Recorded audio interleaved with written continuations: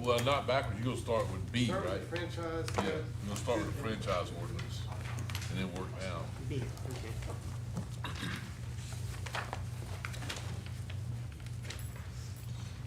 We still have a couple of ticks on the clock.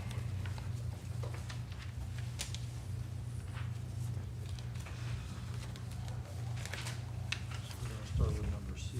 Darn, that clock's signals going, that's amazing. Yeah, that would match. That's never been that close before. 15.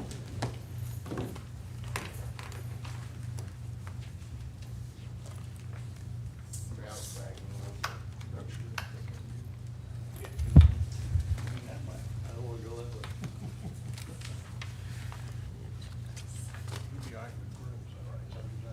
I don't know, it's working.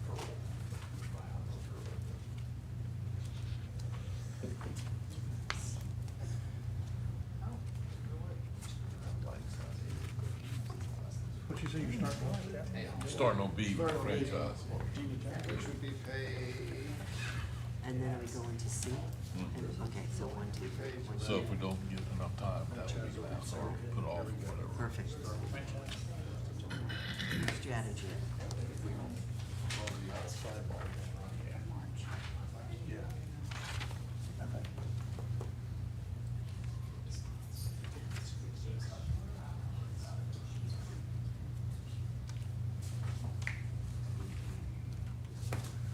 That's minimum bid. yeah, I made some notes. Okay, you're on. All right, welcome to our August work session. Samir mentioned a few minutes ago, we're actually gonna start on item B, which is the franchise ordinance revisions, and the memo starts on page 11. We've been in kind of a continuous review of our franchise ordinance for a while now. Last year, prior to awarding the surf camp and surf lesson franchises, we made some changes, we made some decisions, and that left us with a few things to discuss related to the beach chair and umbrella franchises, and some kind of general rules for all franchises. We've work sessioned these a few times, we have had gaps in between them, so hopefully we're kind of wrapping all these pieces together tonight into some final amendments for the ordinance, which will then allow us to update the contracts for the remainder of this term, which expires at the end of the business license year, at the end of April next year, but we would like to try to award it in January, so that whichever vendor is awarded a beach chair and umbrella franchise has the spring to prepare for the summer. So we aren't in the situation of awarding the franchise a month or 2 months before it starts next year. So that's why we're talking about this in August, even though these aren't expiring until April. So in your packet, beginning on page 13, is a proposed revisions to the franchise ordinance. I'm gonna walk through them in the order they are in the ordinance, starting on page 13, just in case the memo doesn't match up exactly. I think the memo follows the order of the ordinance, but we are gonna be working from the actual ordinance itself, starting on page 13. And I went back and listened to 6 or 7 of the previous work sessions to make sure that I understood the consensus, and I hope that this document reflects items that we previously kind of had group consensus on, or at least the majority. And there are a few additional things I'm going to present as we work through. So first up on page 13, in section 118.02B, this is creating a concessions franchise at 3rd Street West. This does not establish what that franchise is specifically, the operate, what product mix it is, how many parking spaces they have. This is none of that. This is just the authorizing ordinance to create that franchise so that we can develop an RFP and get back to you guys for approval. We've had multiple people reach out over the years with plans for 3rd Street West. It seems to be an attractive location for some sort of concessions operation. And so we'd like to work on the RFP, bring it back to you guys, put out the bid, and award that. So this is purely authorizing that, but it's not addressing any specific part of it yet. It's just saying. Would it be wiser to keep that same mindset and do a request for qualifications and ideas? And that way let them come to us with different ideas and then we can kind of look at it and maybe tailor our RFP a little stronger. Yeah, Because there's a lot of, everybody's coming to us at different ideas for parking spaces and stuff, so let's let them do the work. Yeah, that's 100%. That's an excellent point. And I use RFP loosely, but I think that's the best approach. Okay. We'll come back to you with the guidelines for the request for proposals. But just to emphasize to the public, that this isn't creating anything specific, it's just letting us do it, create, the idea of it. So if we had ideas for other, for instance, you have these general things about concessions may not operate beyond there, and I had some notes about there should be like a beach sweep before and after for trash, and that they wouldn't be allowed to solicit business or hand out advertisements on the beach. Is that something for the RFP, or is that something to Well, work in the ordinance? if we get into that specific, we can eventually put it in the ordinance. This is just, right now, this is just the basic needed to create the franchise legally. Okay. But definitely in their operating agreements, and as we're gonna walk through in a few minutes, I think the more specific we can eventually be in the ordinance, the better. The trash thing in particular, there's already a kind of a catch-all for all franchises, that they have to keep their beach area clean. But once we get there, if there's anything concession vendor specific, kind of like we have the rules for ATVs, et cetera, for the beach chairs and the surfing lessons, the limits on the people, if there's concession specific things, yeah, I think we should come back and put them in the ordinance. Yeah, I was worried about keep their area clean, because I'm thinking more than just where the store is, but actually requiring some beach We actually, where their product goes. we've actually talked about, not so much on the beach, because you have all the other vendors out there cleaning it up. We actually talk about, oh, well, you gotta keep all the bathrooms clean, Okay. Yeah, things like that. you know, stuff like that. But that comes later. Yeah, yes, sir. But I think that's also a great point, that when we get down to their, our concession vendor specific things, like there are for these other franchises, let's put them in the ordinance. Okay. Over on page 14, some of this is kind of structural, or just to clean up the way the ordinance was organized, but in section 118.03B, these are the rules for beach chair and umbrella rental franchises. Basically saying that you can't have more than two in any section, that no other goods except for beach chairs and umbrellas can be delivered or transported on the public beach. That's a big one. We originally considered that as maybe just a contract amendment, but I think we have more force if we put it explicitly in the ordinance and then in the contract. We are allowing the beach chair vendors and umbrella vendors to use motorized vehicles on the beach. This is a departure from our ordinance that prohibits motorized vehicles on the beach. So these guys would have an exemption to that ordinance. They can only operate two at any one time. During turtle season, they can't operate until the all clear is given from the turtle folks. In section 2, which is beyond third to third, to the ends of the island, they can only transport them by entering the beach at the nearest drivable beach access. So you can't drive it from the pier to someplace lane. You have to go down there, find the closest drivable access, cross at that point to minimize the length of the beach that's being used.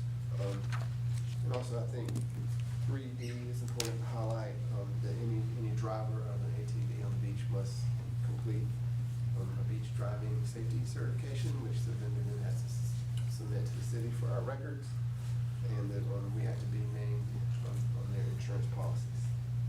So those are the ATV rules. Is page 14, is 3 and C in conflict with each other, or am I missing something about it? 3 says you may transport beach chairs and umbrellas by motorized vehicles in section 1 and section 2. Yeah. And that's then just C allowed. says they must be transported by accessing public beach at the nearest drivable access. Right, but once they get on the beach, they can go to wherever they're going, they just have to enter from the closest point. So section 3 gives them the ability to be on the beach, period. C says when you are on the beach, period, under your legal authority established in item 3, you have to enter from the nearest public beach access. Okay. Are we gonna define the all clear notice from the turtle people? Is that, you said, or their designee or whatever, how are the beach folks or the vendors gonna know that they've really got all clear? Where's that come Past from? turtle season, now there's an after that, but in past turtle seasons, we've had a text chain led by Mr. Miller, who's the head of the Turtle Watch, and the vendors were able to opt into that text chain and get those communications. And at the end of the day, Mr. Miller, or in the morning rather, does like a clear affirmative, this is the all clear. I believe there's an app for that. Yeah, we're actually working on that so that they can distribute that information a little bit quicker, so. But essentially, the vendor can sign on to whatever our communication is for the all clear, and so they'll get it at the same time. So those are the ATV rules. Section 4 here, towards the bottom of page 14. This is the exemption for the wooden lounge chairs in section 1. So everything else but those wooden lounge chairs have to be removed from the beach every night. A typo there, just so should be to sundown. Prior to sundown, Prior to not- sundown. not so sundown. That's all right, thank you. Section 5 is our consensus for the configuration of groups of umbrellas and chairs, and basically can't be greater than a 30-foot square. We have to be at least 30 feet between those 30-foot squares, and nothing can be within 30 feet on either side of the beach access. Number 6, no advertising on the beach except you get one tent that can have your logo on it. I would like to go ahead and ask that someone consider an amendment to item 6 to kind of break this up into 2 sections. They can have no advertising on the beach except for A, their tent, and B, one sandwich board no greater than 6 foot per side. And the reason I'm bringing that up this late in the game is that last week we had a report of a beach franchise holder advertising illegally on the beach with a sandwich board, and we jumped into action. We found out the other franchise holder had a sandwich board, and we jumped into action. And then was very quickly reminded of an email that I sent in either March or May of 2018, where the city had established a policy that each vendor could have one sandwich board on the beach. I had no memory of that. I was grateful to be reminded of it, but to avoid that in the future, I'd like to officially codify their ability to have one sandwich board on the beach. We have been operating under that policy for the last 7 years. What was the rationale for just one tent in section 1? I couldn't remember. Exactly. Don't they need to for more shade, or is that a I problem? know we've gotten some comments to that effect. I can't remember this. I don't remember the specific reason. Well, the reason for one tent was because so many tents and chairs, we were getting so many complaints about people didn't have a place to go on the beach because vendors set up these big tents, and they have multiple tents and multiple chairs, and they were blocking access to the beach. So we said, hey, everybody gets one tent. And I know that we've gotten some public comment related to the chairs, so the tents. So if someone wanted to make that amendment tonight, that's, section number 6 here would be where to do that. But I am asking the staff for that A and B amendment, tent with the logo, sign. And I do ask that we just limit it to one sign and a size restriction, but that we don't try to regulate the content, color, et cetera, of the sign. The rules in 2018 did do that. They said you could only have your business name. There were some extra conditions in 2018 that I think kind of get so down in the weeds that we can just step back a little bit. Nothing else on page 15. Jumping over to page 16. About halfway down, what will become item D. We already allow weddings and photography activities on the beach, but we just wanted to kind of clarify what exactly that meant. And so this would continue to allow commercial activity related to weddings and photography on the beach without a franchise agreement or specific approval. But it does require that anything that's being delivered to the beach ought to be transported by the closest walkover. And that would keep again, the wedding stuff being taken up and down the full length of the beach. And just copying our special event rules over, reminding everyone that anything that goes on the beach needs to be removed. So on D, one thing we probably missed, we should put in there, I think, is under D1, where it says shall not interfere with the activities of approved franchises or public, we ought to add or public access. So what's happened in the past that people run into is all of a sudden they're taking over a walkover to do photographs and people can't come and go. So, All right.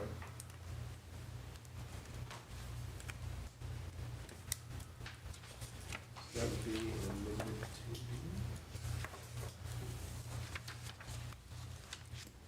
11803.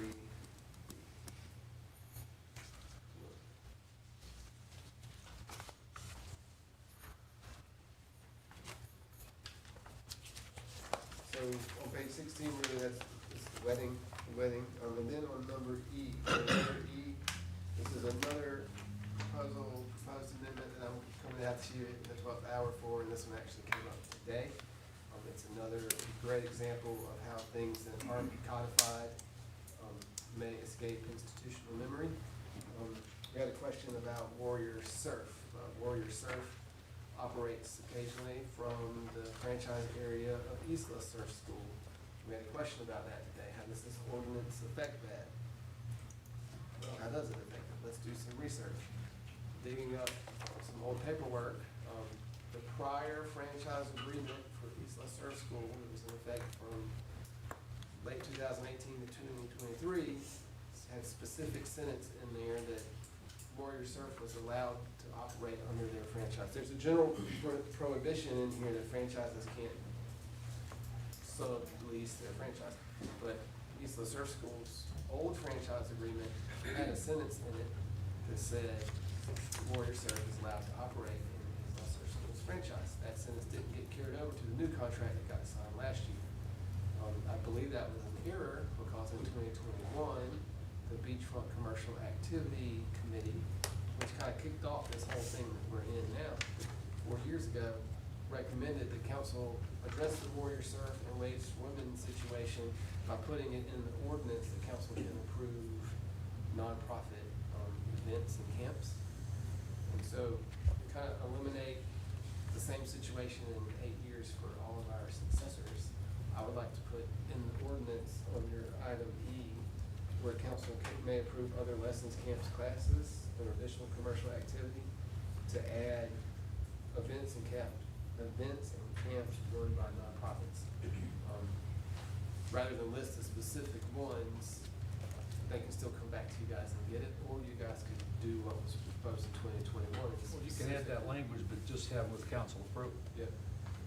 So adding, I believe that situation with Warrior Surf will be covered by amending item E to add council approved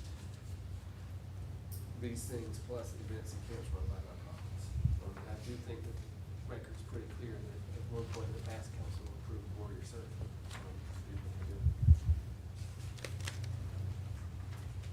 So that's page 16. Page 17, I'm going to just highlight number 4. This is just beefing up a little bit our language about you can only do what you're allowed to do, just to make it crystal clear that expanding the product scope and what they do on the beach beyond what's in their franchise agreements is a violation of this ordinance. And then down at the bottom, codifying that we don't allow any storage on public beach or other property absent an agreement approved by city council. And I'm gonna come back to that point just for a second. Let's flip over to page 18, item 11804A6 here, which refers to an audit in the final year. If you guys are agreeable to, I would like to ask that someone make an amendment just to say that they're subject to an audit in the final year, but they may be audited at any time. I actually had that as a note. Right. We shouldn't say, because a lot of them might come up at the same time. If we think there's a reason for an audit, we should say, we're entitled to one audit in a 3-year period or something like that. I love the anytime language, because in theory, all businesses are subject to audit at any time. But, yes, they are. Yeah, and some of them get Every audited more often. year, every other year. But to add that language in here would not create the impression that they're only can be audited in their final. Right. So those are kind of the changes. Before I talk about the storage on public property, does anyone have any question about? Well, I know you've already addressed the fact that the numbering and lettering is all gonna get straightened out administratively and finally incorporate the red dialogue. Correct? Yes, sir. So, these are the ordinance amendments, which will generate contract amendments, for the rest of the term for these guys who have contracts with us now and new contracts in the future. It's also gonna generate a resolution, for a minimum price, which we can talk about in a second. But kind of last real outstanding piece is what to do with the storage shed at Second Street East.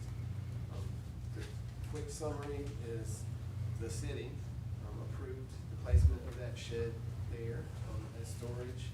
It's kind of a base of operations for a beach chair umbrella franchise. And that's been happening, I mean, the shed's built, but there's no formal agreement, there's no formal lease. Just the shed's there in an ambiguous state.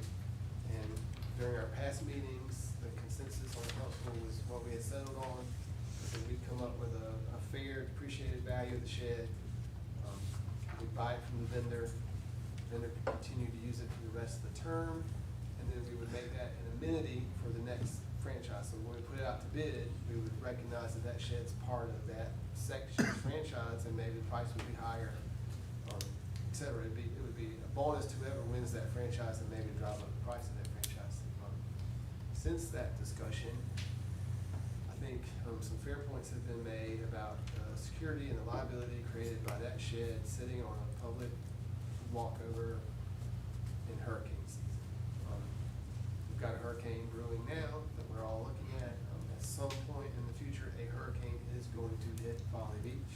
And we have essentially put a large, movable object that's either gonna be left in the path of a hurricane to do damage or create a logistical problem for Eric's department as he's scrambling the days before the hurricane hits to empty it out, get it off the beach, do whatever we do. So we do still need kind of a final agreement from council if we prefer to try to keep the shed. Is Eric, is it secured in any way? Can it be secured in any way?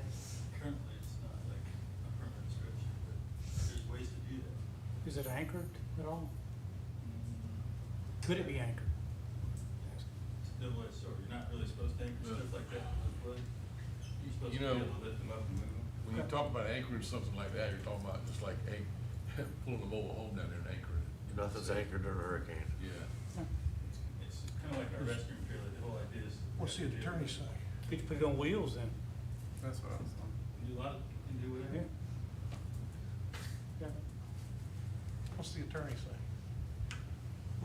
Is it Well, is it you a laughed. liability that could impact us in a negative way? I mean, conceivably, but, I mean, yeah, distant possibility. I mean, if something comes along that blows it around, I mean, there's gonna be debris everywhere. I don't think there's gonna be any parsing out what destroyed what. It'll be I mean, that's just a It'll be fact. our elected piece of lumber, will have a name on it. Yeah. Well, hopefully it'll be a franchise. Property of Tim Goodwin. Yeah, return to sender. No, I mean, if it's a liability and it's a controllable liability, I mean, part of our job is to limit the liability that faces the city. You know. Is it structurally sound enough to move? I mean, Well, it was when it was built. I assume it still is. It's not that old.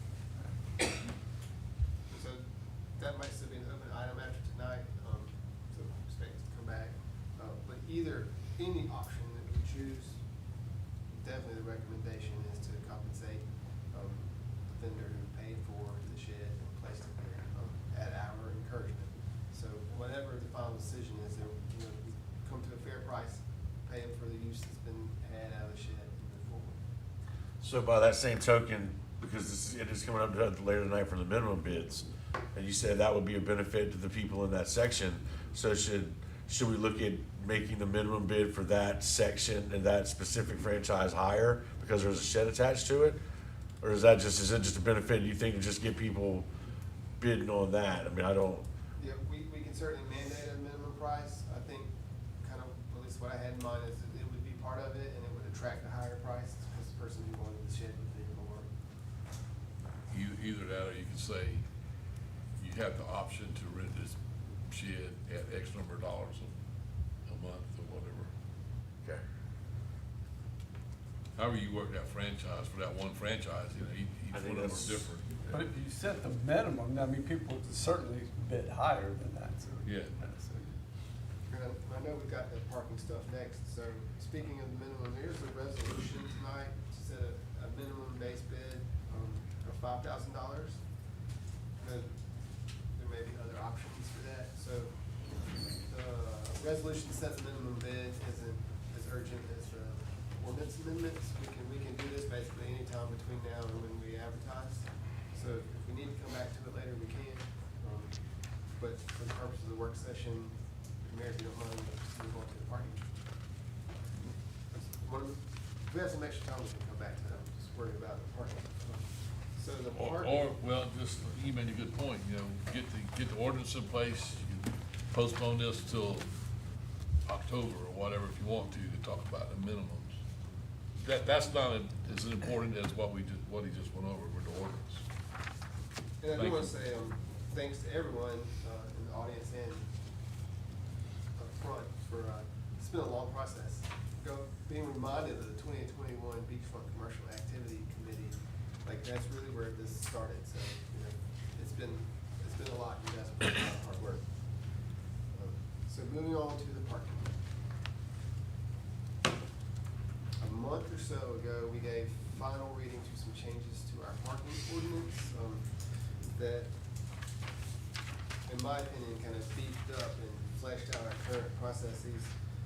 We just wanted to clarify who's in charge of what in terms of our parking management, make it clear that the city sets the rules. You know, the vendor is the operator, but we are the decision maker. Reaffirm that all of our parking tickets go to court. They always have been eligible to go to court. So we made those parking amendment changes in the ordinance, and that means we need to refresh the contract. So we've got a proposed contract amendment in front of you guys. We've been over the contract itself a few times, but just to highlight, paid parking revenue will be split between the city and the contractor. That's just the revenue for parking in the parking lots that we own. Parking citations, none of that money will come to us. I mean, it will all come to us, rather, sorry. Yeah, it will all come to us. The contractor will not get any of the parking citation money. All parking citations will continue to be subject to jurisdiction of the municipal court. The city sets parking rules, they set parking fines, they set appeal procedures, the city reviews background checks, the city reviews training manuals, the city decides policies, procedures, rules. The contractor enacts them, the contractor is not performing a discretionary function in this, they're doing as they are instructed by us.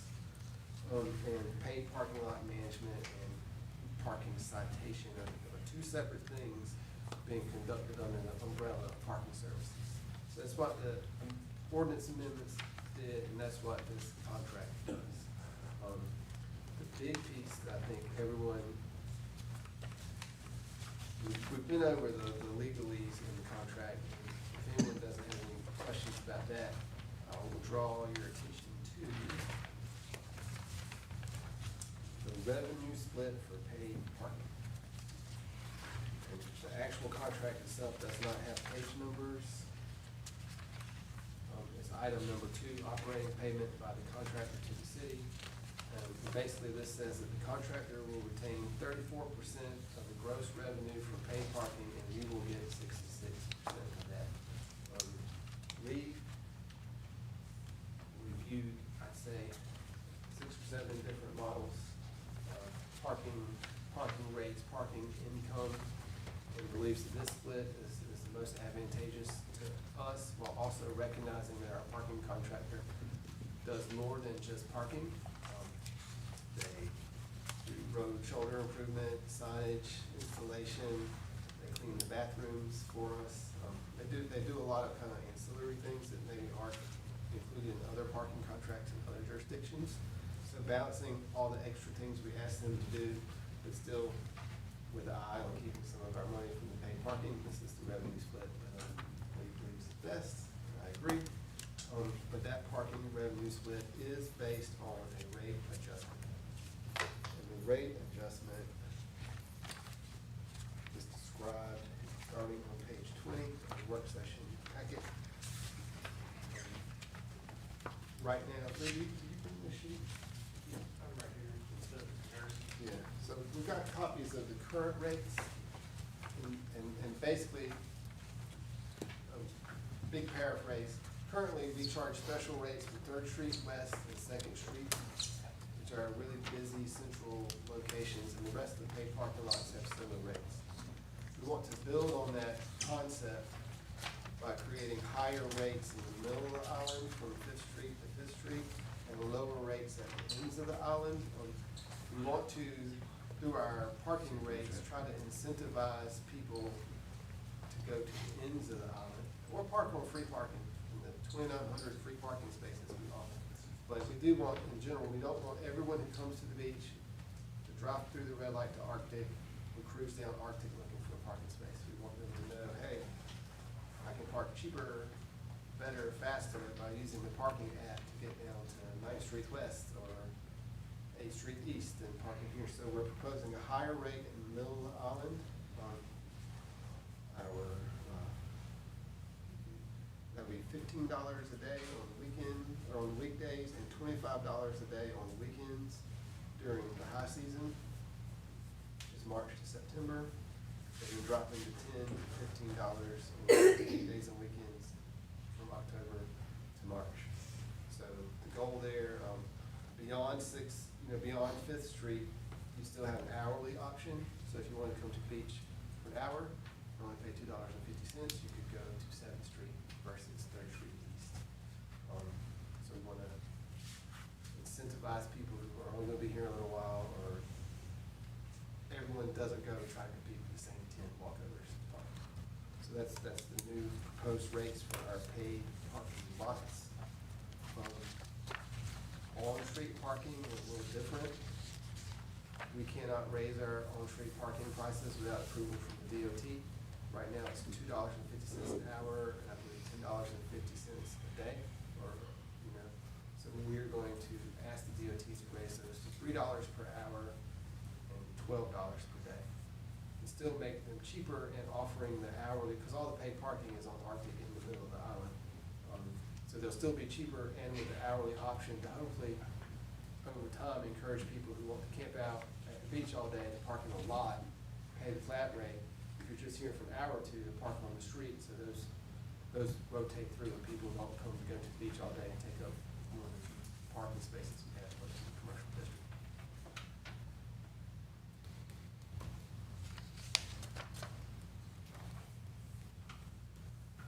Lee has detailed information about revenue, et cetera, if you have any questions. This information can all be accessed through the app, right, Chris? It will be if we approve it. I like that we researched and we looked at Isle of Palms and went back and forth as far as peak times and not peak, so it seems pretty consistent, the timing as far as March to September and so on and so forth, so I'm glad we did that. And, The only question I have about it is why do the hourly for the lots above 6 block? I get it for the parking spaces, for the right of ways, but why do it, if we're changing over to a daily rate structure, for the most part, when you look at Isle of Palms, they don't have any hourly. well, we It's just offer, we still think it's a good idea to encourage people to seek parking beyond Fifth Street. Like, this is the most heavily trafficked congested. I get it. So, that's basically kind of what it is to try okay. to really incentivize it, We want to get them to park at your house. but still make it. I'm at 5th, so they're going to pass my house. Good. Put it solid, keep going. Loaded.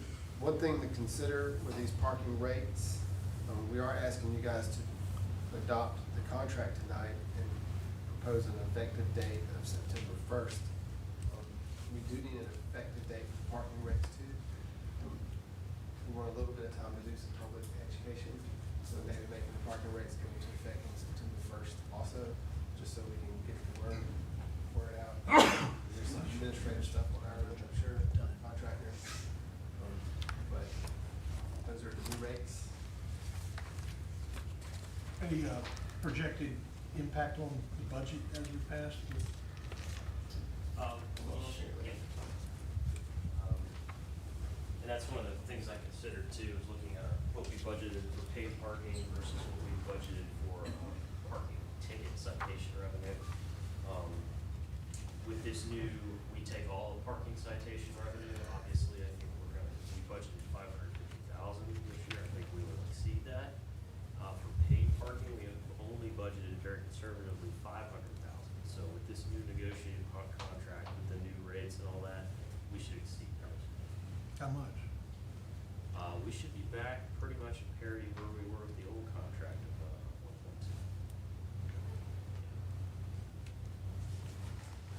1.2. And nextly, this does not include any changes to our parking fines. So the parking citation money is the Separate. same, completely separate. Any questions on the rates? Right, the third piece then of the parking is an amendment to our parking ordinance, which we recently amended. When we passed the parking ordinance a couple months ago, we adopted some content requirements for parking tickets, and those content requirements were based on the uniform municipal summons requirements, which require that each ticket issued has a court date on it, and all parking tickets can go to court and are eligible to go to court. But we wanted to be able to preserve our ability to offer the contractor a review for tickets issued in error before court. And so we'd like to amend the parking citation content requirements to say that rather than we will put your court date on the ticket, we will put a notice on the ticket, say that you may request a court date. So that folks have that chance to go to the contractor first. There are cases where license plates are transposed, where tickets are issued in error, where the people have faulty payment, they can show where they tried to make the payment. Those things come up frequently, and we wanna make sure that there's clear errors. This isn't, my mom died and I was spreading her ashes, this is not my car, kind of things. So changing that requirement will let us give people a court date when they ask for it, but let them appeal to the contractor. Appeal's even the wrong word. Let the contractor review the ticket first for any kind of issues and errors in issuance. And once they get to the court date, if they pursue it, that is when the appeal happens. Right. All parking citation tickets are eligible to be heard by a municipal court. Always have been.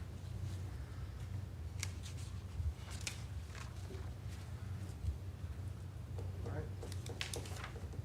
This is good. All right, so back to item number 1.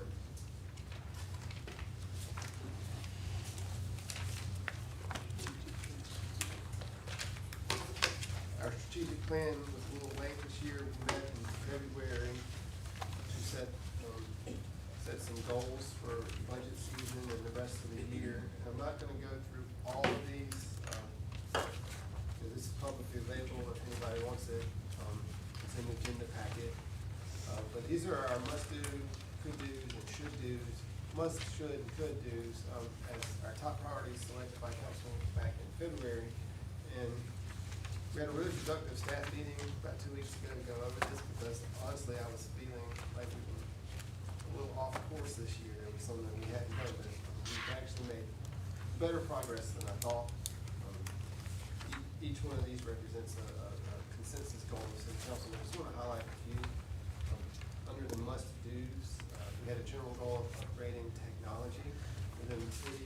We had some exciting developments. We got the Folly app. Our marsh management plan has a marsh viewer that has a lot of great information in it. The two projects that are coming up that I think are gonna make a big difference in the customer experience and our internal experience is a new phone system and revamping the website. The website contract is up this year, so Wes will be talking later about our RFP. But for both of those projects, we've really pushed the vendor for some sort of smart or artificial intelligence driven chatbot search function, something that, when you call, I don't wanna say it out loud and create expectations, but when you call City Hall, rather than listen, press 1 through 17, you can say, I need a new trash can, and the chatbot will say, thank you. I will send an email to Public Works, and, what is your address, that sort of thing. We want to really push some of this new developing technology to increase the customer service function of City Hall, especially with the phones. We have a complicated phone tree, a complicated phone message. So we've done a full audit of all our extensions and lines, and we're working on a quote on that. And then the website, I think, really represents an opportunity. We have a search bar now. It's just your old classic, not smart search bar.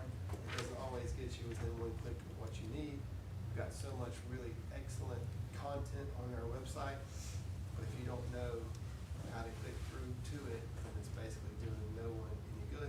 So we hope those two projects will really, really make a difference in terms of our goal of upgrading technology. Number 2, public facility space planning. We have not started that yet, but we've got the rest of the year to do it. We wanted to highlight the safety improvements for public events. That bleeds over to page 3, and the big goal for that was our barriers, our crash barriers. Clam Farm storage building is not happening right now in its current proposed form, so we really don't have anywhere to put these things.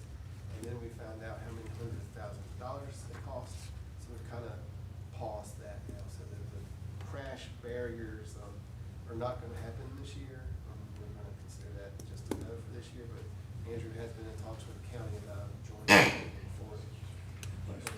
So over on page 3, on the should do's, of course, the Clam Farm storage unit is off the table for the time being. When we get to the end of the year, if we have some budget savings, we might come look at it. But I do want to highlight number 6, and there's 2 number 6s there on page 3, not because they're duplicate, because those are how they scored when council ranked them. There's actually 3 number 6s.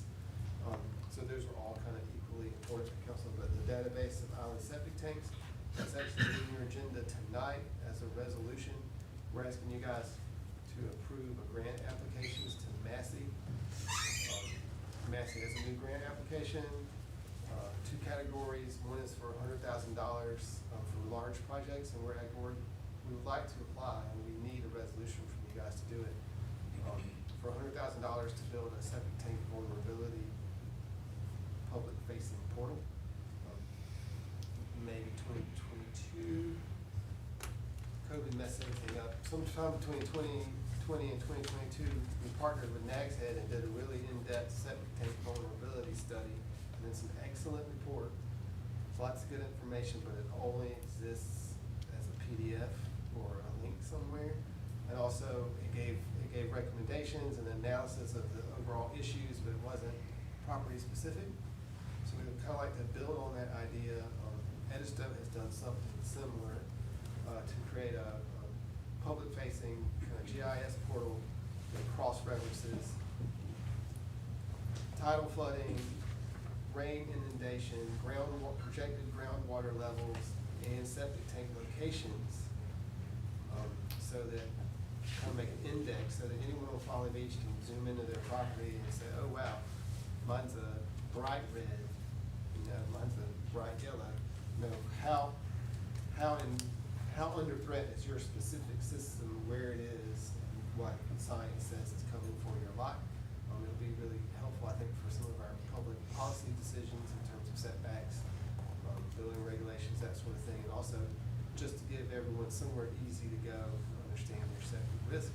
That would be paired with some best practices, and maybe in the future, Edisto has a really great model, some mini grants for those most vulnerable systems. And we don't have the standards yet, but say you're 10 out of 10, you get on the list, and maybe we could do a mini grant to help you hire someone to evaluate your options or move your septic tank, that sort of thing. That's way down the line after the portal comes online, but we would like permission to apply to fund the development of that portal. That's in the agenda later tonight. Dropping down to the could-dos, we have could-dones on these. Number 7, or rank 7, we did pass our 25-foot seawall ordinance. The walking paths, we finished the second east this year. An update on Indian Avenue. That project was budgeted originally around $750,000, and kind of midstream, we got a $500,000 grant from the state, which of course we welcomed with open arms because that's $500,000. Trade-off for that is that is federal money administered by the SCDOT, and they have complete control over the construction, the bidding, the construction management, permitting for that project now. In return for their $500,000, they're basically managing it under their own internal rules, and that means that it's not gonna get us done as quickly as the ones we've been building ourselves. I can't tell you how slowly it's going to get done, but it will not happen at the same speed as our other paths. It could be sometime next year before construction starts. So it's an unfortunate trade-off. It might be sometime next year before they decide who's gonna be the project manager. The way they're going now. We're being hopeful. There's a major step in the process of a financial participation agreement, which their legal department had to generate and get to us to sign. And as of last week, they were promising that we were about to get it, and that's usually like a big hurdle before they can move forward. Good news is we did some preliminary work through our contractor, as we've done with these other ones, and we actually have an encroachment permit from the state for this. And so instead of having to start from fresh, we're just gonna need to dust off those drawings and make them meet some new standards that are triggered by the use of federal money for DOT. So we've got the basic design, they're just gonna have to be tweaked, and I started from scratch. So it's gonna go as quickly as it can go with SCDOT. That's not to malign them in any way, they just have a different process for this money. But, just want everyone to understand that path is still gonna be delayed for a while, but it will be 2/3 free.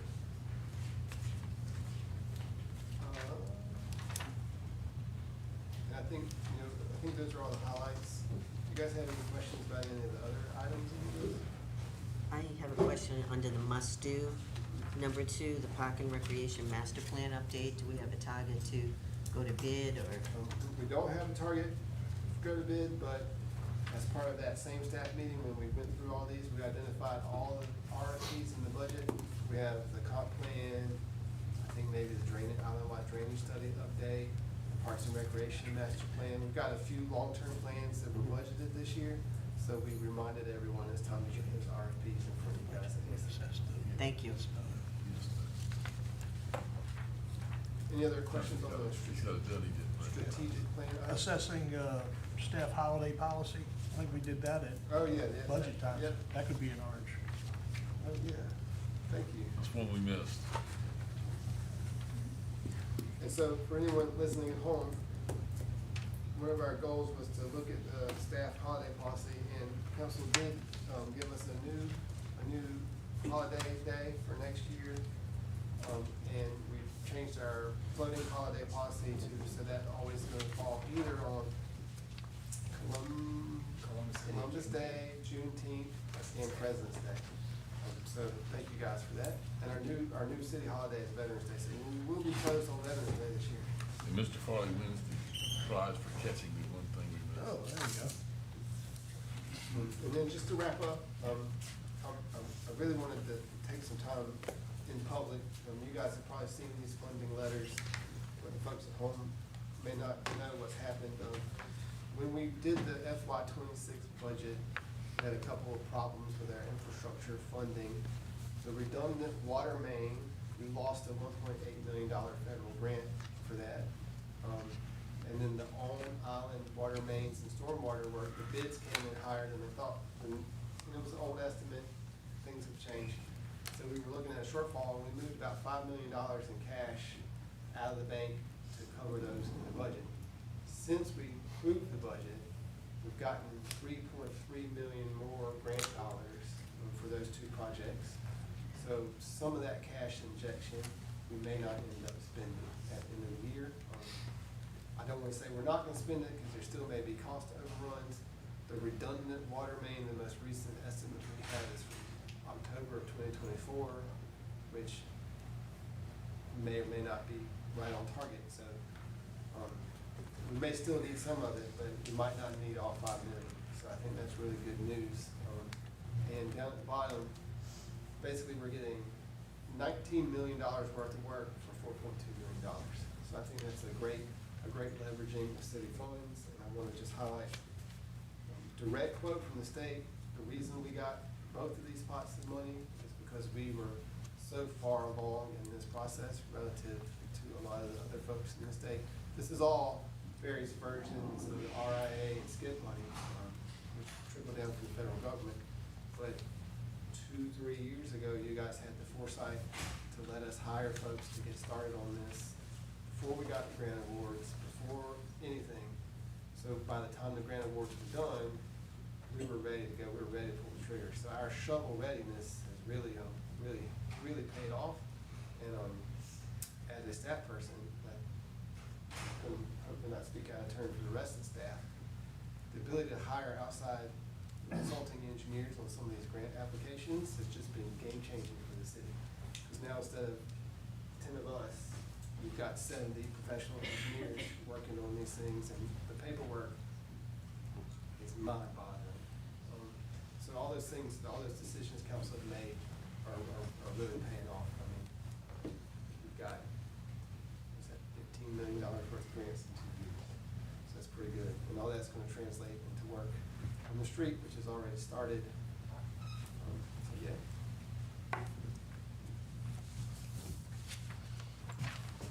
You got 10. Make you do something.